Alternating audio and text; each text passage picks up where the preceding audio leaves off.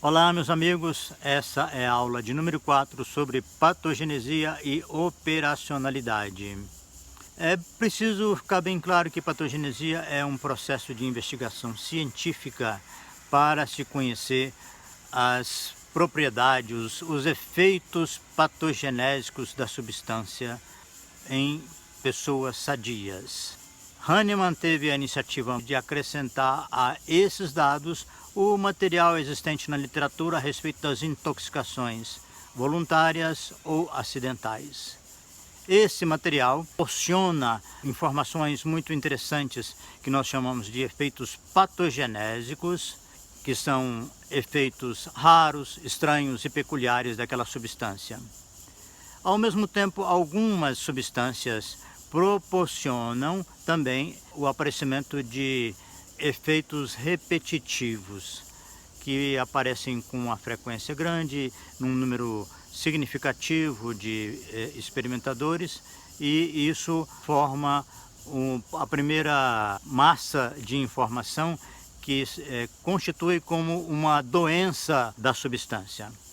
E permite o uso terapêutico focado nessas informações apenas. Isso é um resíduo da visão reducionista de aplicar a substância baseada em poucas informações experimentais.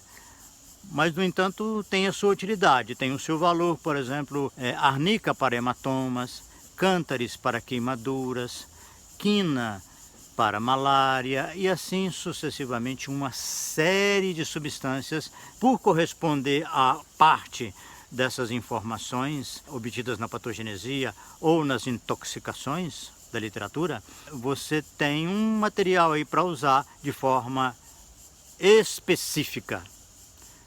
Mas o principal objetivo da patogenesia é encontrar aqueles efeitos mais raros, as modalidades assim, mais diferentes, mais estranhas, que permitem a associação com a pessoa. Essa substância ela tem características muito próprias e permitem o seu uso baseado na pessoa, e com isso espera-se que a resposta seja global no paciente.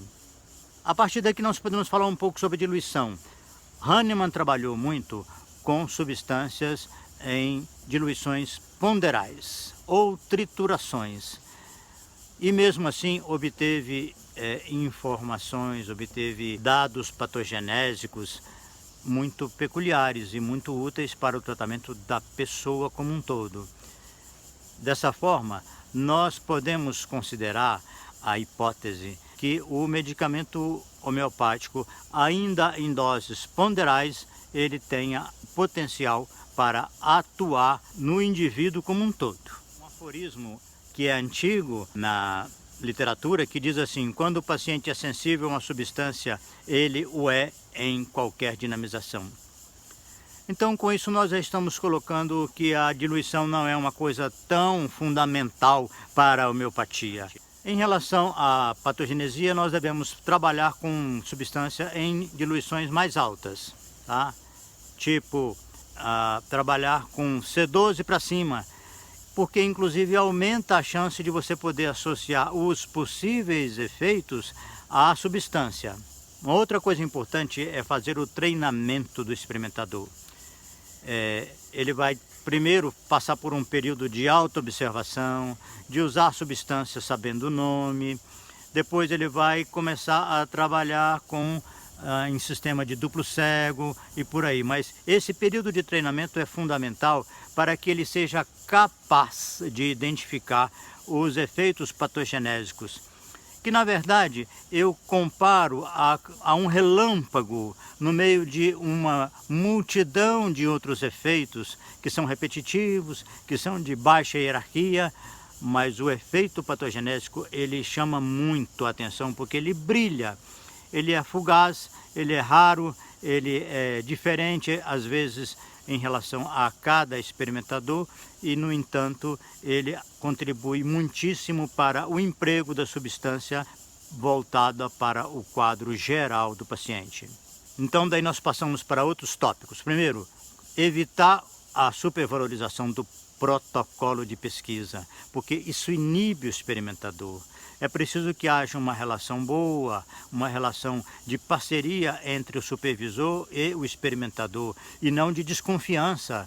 O principal objetivo que nós temos na patogenesia é observar o aparecimento de efeitos peculiares, e esses efeitos precisam de ter controle, sim. Mas o principal controle começa não aceitando a inclusão de efeitos que já foram apresentados pelo experimentador em alguma outra ocasião. Esse tipo de efeito não cabe registrar na patogenesia.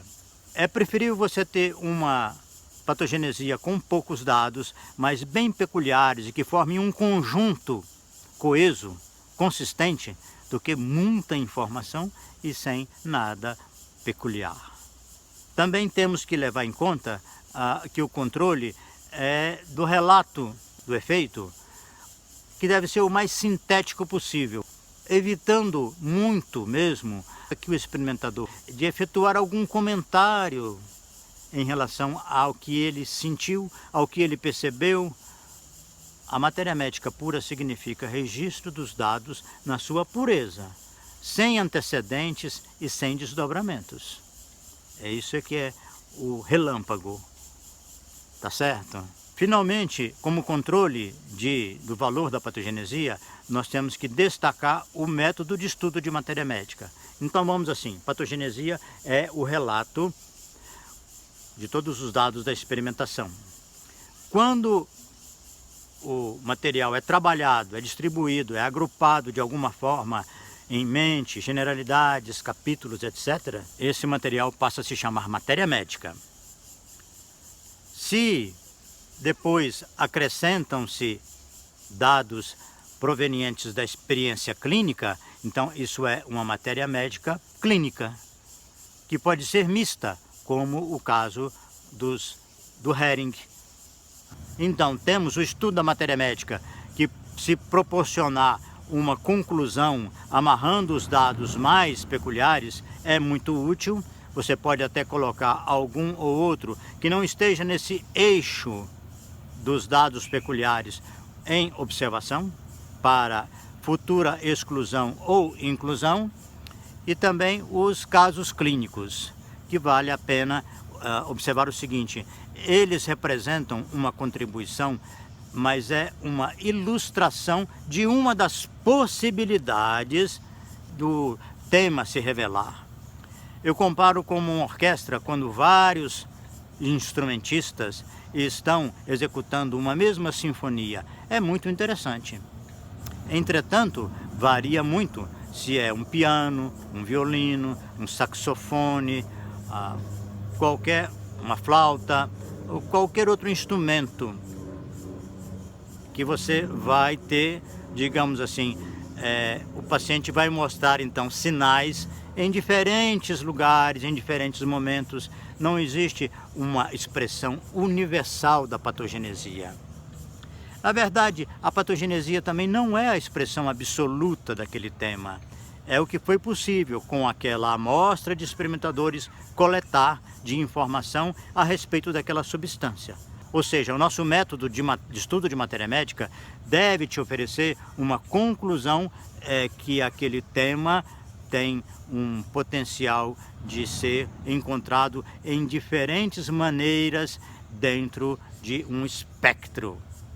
E é isso que transforma o nosso trabalho num grande desafio. No próximo vídeo continuaremos ainda dentro desse tema patogenesia e operacionalidade. Muito obrigado, um abraço e até breve.